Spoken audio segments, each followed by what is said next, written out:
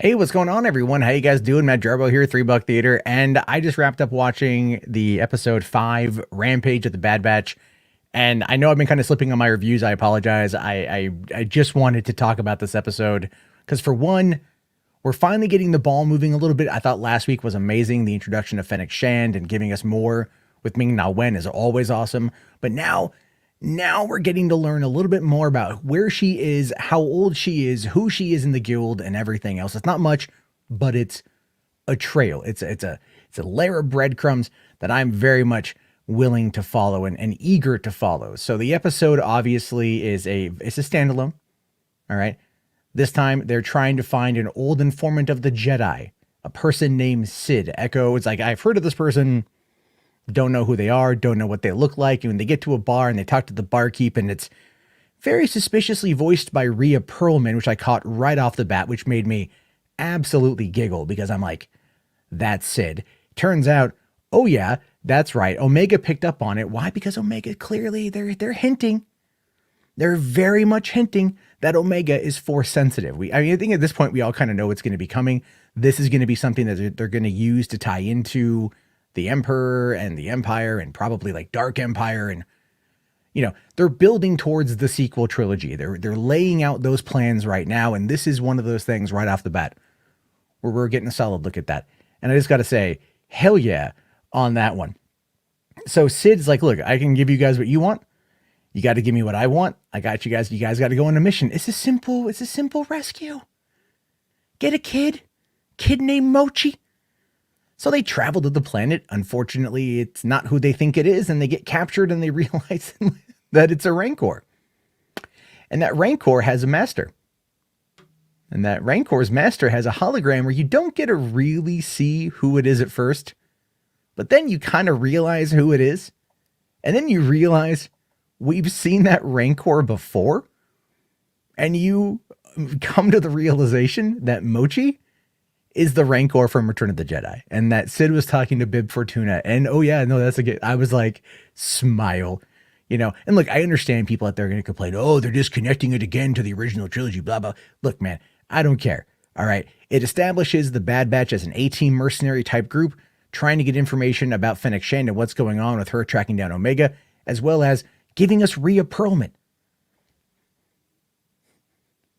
Hell yeah, like that's awesome. I love it.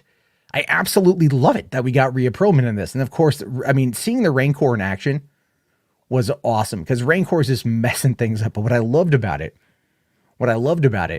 was that Wrecker, like, they were like, how do we tame this thing?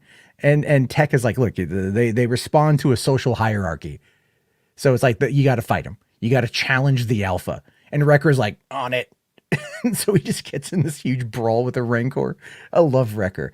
I love Wrecker. I love the entire team. I think they're all great. But I love Wrecker in this episode because he's just enthusiastically going after a Rancor. A raging, rampaging, adolescent Rancor. And he like fights it to the point of submission. And then he's just like, yeah, that's a good girl. You're a good girl. Get behind the ears, Even Omega's like, well, she's like, she's kind of cute up close, isn't she? I can't do it. I can't do the voice. I'm sorry. I won't do that again. And then at the end, of course, Bib Fortuna pops up, and they're excited to see Mochi and to get Mochi back home to Tatooine, to Jabba's palace. And all I could keep thinking about the entire time, all I could think about was literally just like, yeah, yeah, something bad's going to happen. Something terrible's going to happen. We've already seen it. But now at the end of...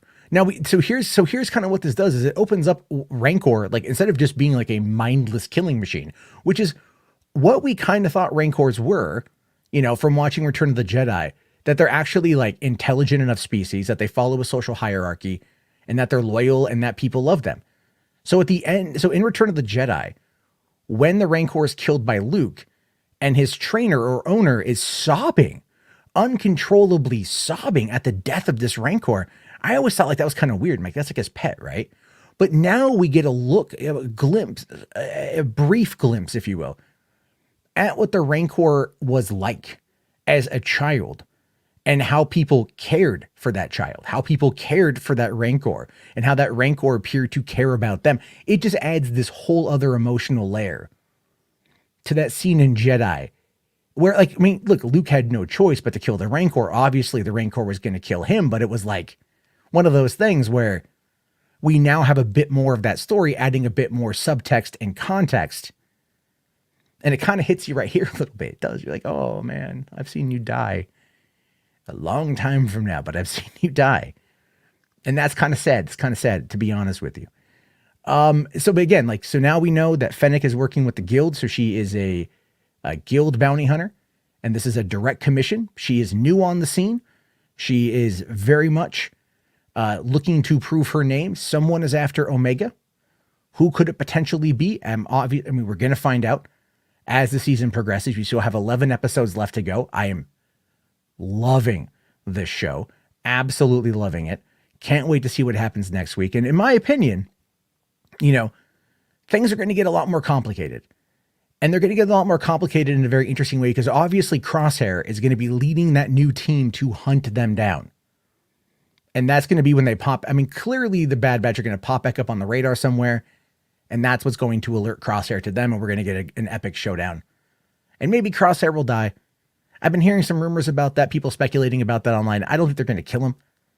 But then again, it's like, could they fit a 6th person in the Bad Batch? Would, Omega is going to kind of be the one that's like, don't kill him. It's not his fault, as she already established that in the first episode. So they're just kind of giving us little bits here and there. They're slowly peeling back the onion, and they're giving it to us in an awesome way.